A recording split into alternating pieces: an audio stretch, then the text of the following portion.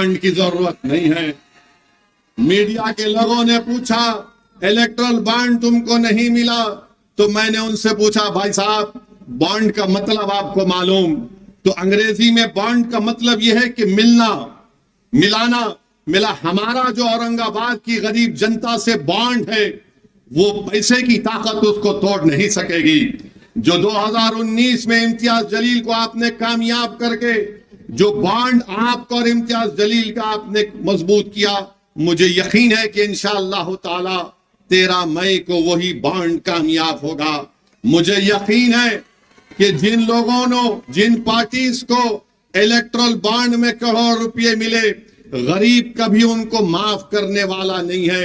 आप अंदाजा लगाइए कि गुजरात का एक किसान है, उसको कुछ नहीं आता, उसके जरिए से बीजेपी को करोड़ों रुपए मिल गए।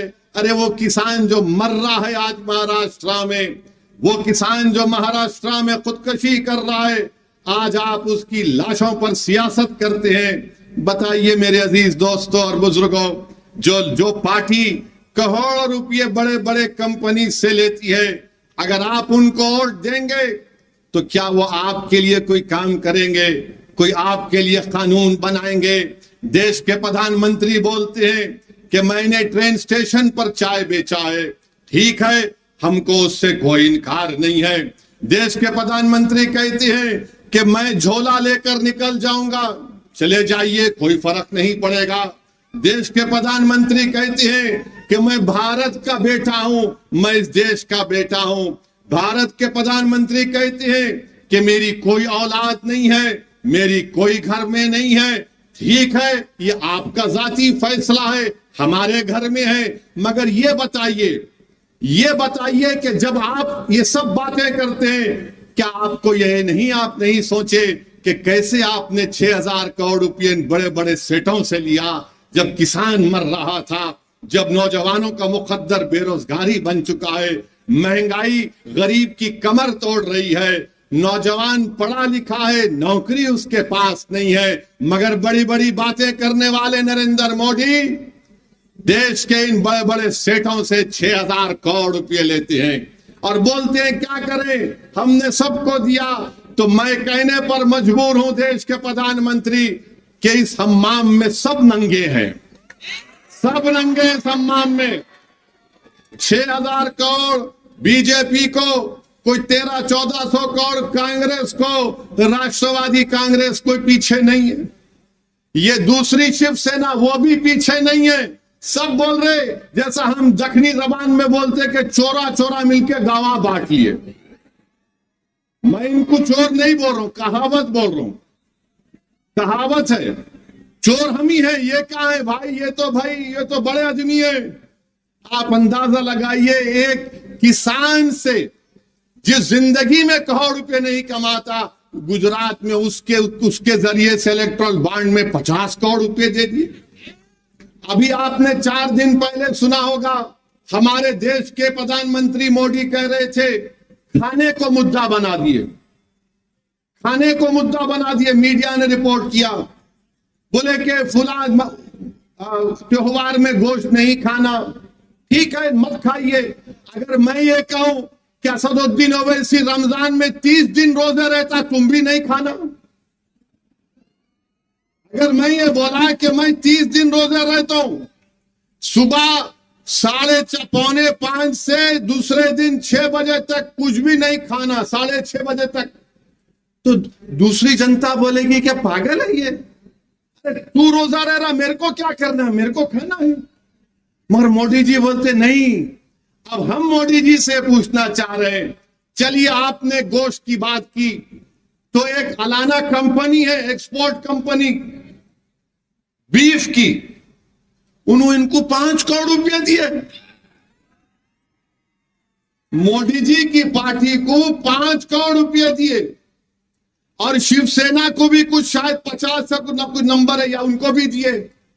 अब जब शिवसेना पावर में थी बीजेपी के साथ, ये बात मैं हमारे कुरैशी भाइयों के लिए कह रहा हूं, हमारे कुरैशी भाइयों के लिए कह रहा हूं, तो मोदी जी बोलते हैं कि 5 करोड़ मैं ले सकता हूं गोश्त की कंपनी से, तू दुकान नहीं खोलना। मेरे जेब में 5 करोड़ आएंगे, तेरे जेब में 50 रुपए नहीं आना चाहिए। बताओ मोदी जी, ये सबका साथ, सबका विकास, सबका विश्वास है? ये सियासत चल रही है महाराष्ट्र में। पूरे देश में गरीबों को लूटा जा रहा है, गरीबी का नाम लेकर, गरीबों को ख्वाब दिखाकर दौलतमंदों को करोड़ों रुपए दिए जा रहे हैं। अब ये कुरैशी बरादरियों को और हमारे जो दलित भाई गोश्त का कारोबार करते हैं, उनको हम क्या कहते हैं? उनको हम खथिक कहते हैं ना, खथिक। अब आप देखो कि मोदी जी बोले कि इस गोश्त को मुद्दा बना दिए, मगर इनकी सरकार ने वादा किया कि मीट प्रोसेसिंग यूनिट्स के लिए 29,610 करोड़ रुपए देंगे। 29,610 करोड़ रुपए। अरे भाई, वो गरीब क्या करेगा फिर बताओ? आप पॉलिसी बनाएंगे और गाली सबको देंगे। तो मेरे भाई, चाहे बीजेपी हो, चाहे शिवसेना हो, राष्ट्रवादी हो, इन सबको बड़े बड़े पैसे मिल रहे हैं। तो आपसे मैं अपील कर रहा हूं कि आपने अपनी एक आजाद आवाज को इम्तियाज जलील को कामयाब किया, जिसने औरंगाबाद की पार्लियामेंट कॉन्स्टिट्यूंसी में अमन को मजबूत किया, भाईचारगी को मजबूत किया। और आज आप देखते क्या है कि इम्तियाज जलील की कामयाबी को रोकने के लिए दो शिवसेना, दो राष्ट्रवादी कांग्रेस, एक बीजेपी और एक आपके कांग्रेस, 6 मिलकर इम्तियाज जलील को रोकने को आ रहे हैं।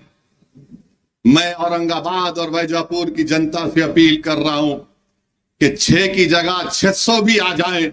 मुझे यकीन है कि आपके सियासी शऊर पर, मुझे पूरा भरोसा है कि 5 साल का इम्तियाज जलील का रिकॉर्ड आपके सामने है।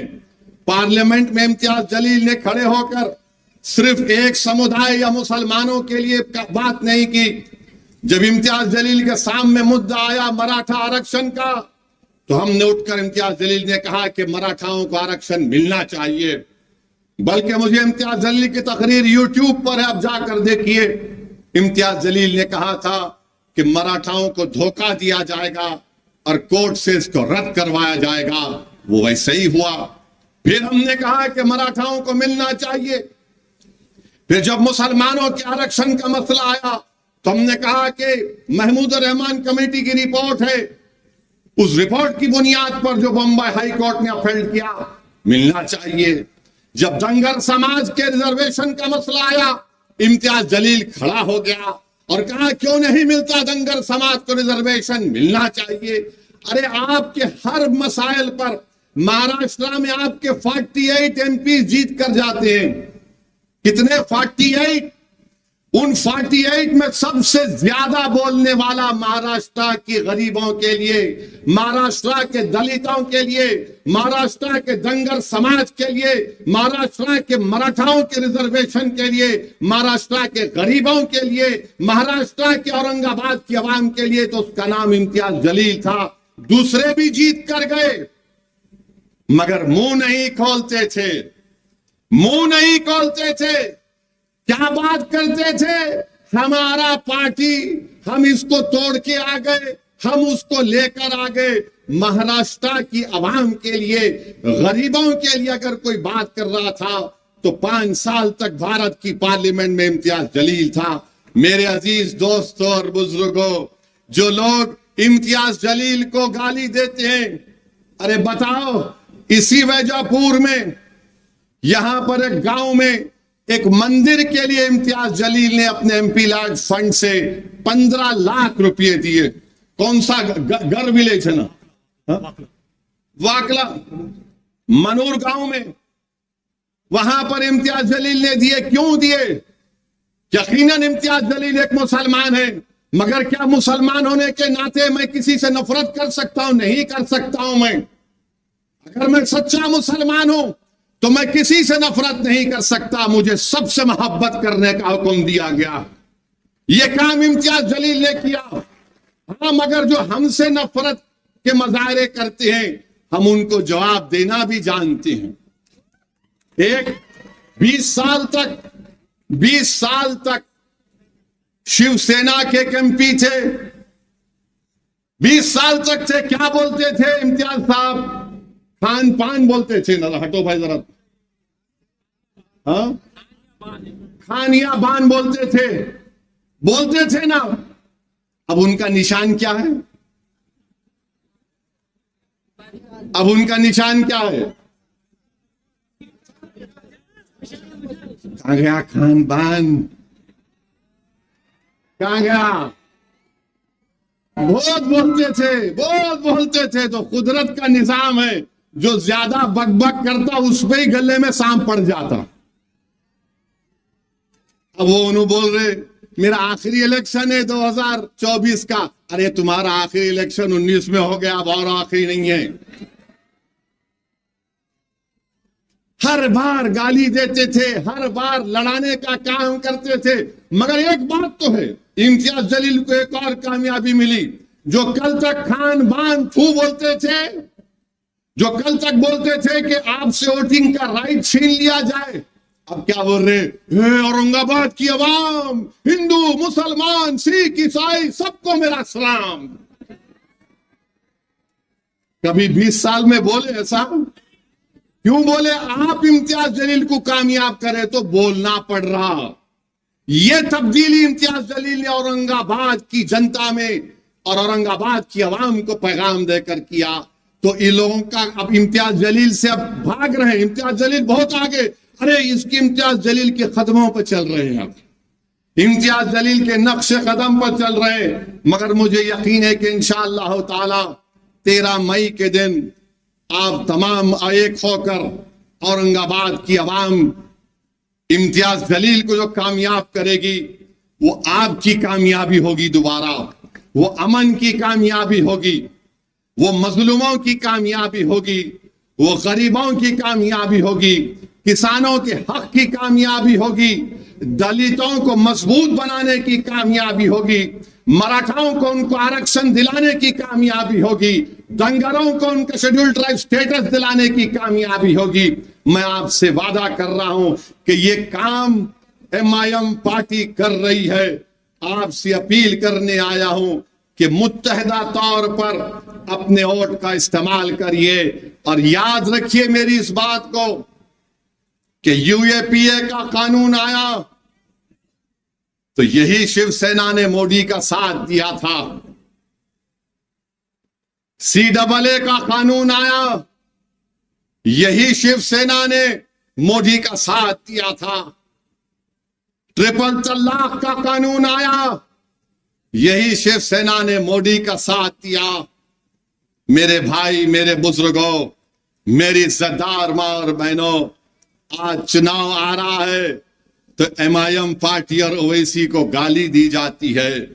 जब CAA का कानून बन रहा था पार्लियामेंट में, यही शिवसेना के लोग नरेंद्र मोदी का साथ दे रहे थे। CAA का कानून बीजेपी अपने मैनिफेस्टो में कहती है, अगर CAA का कानून NPR NRC के साथ होगा तो याद रखिए सबसे ज्यादा तकलीफ पूरे देश में, पूरे महाराष्ट्र में, पूरे औरंगाबाद में होगी तो अल्पसंख्यक समाज, मुस्लिम माइनॉरिटी को होगी, दलितों को होगी, उन गरीबों को होगी जिनके पास वो कागजात नहीं होंगे दिखाने के लिए। बताइए आप, क्या शिवसेना ने, क्या उद्धव ठाकरे ने साथ नहीं दिया CAA के कानून के वक्त? ट्रिपल तलाक के कानून में साथ नहीं दिया।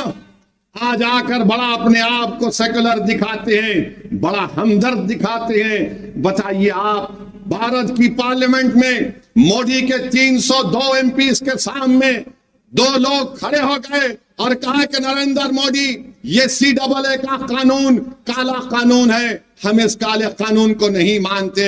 जिस तरह महात्मा गांधी ने व्हाइट साउथ अफ्रीका में एक कानून को कहकर फाड़ दिया कि मैं इस कानून को नहीं मानता, पूरी भारत की पार्लियामेंट में 2 लोग खड़े हो गए और मोदी की आंखों में आंखें डालकर कहा, सुनो मोदी, अमित शाह, सुनो उद्धव ठाकरे, यह कानून काला, हम उसको फाड़ते, और उस कानून को फाड़ कर दिखाया कि हम ऐसे काले कानून को नहीं मानते।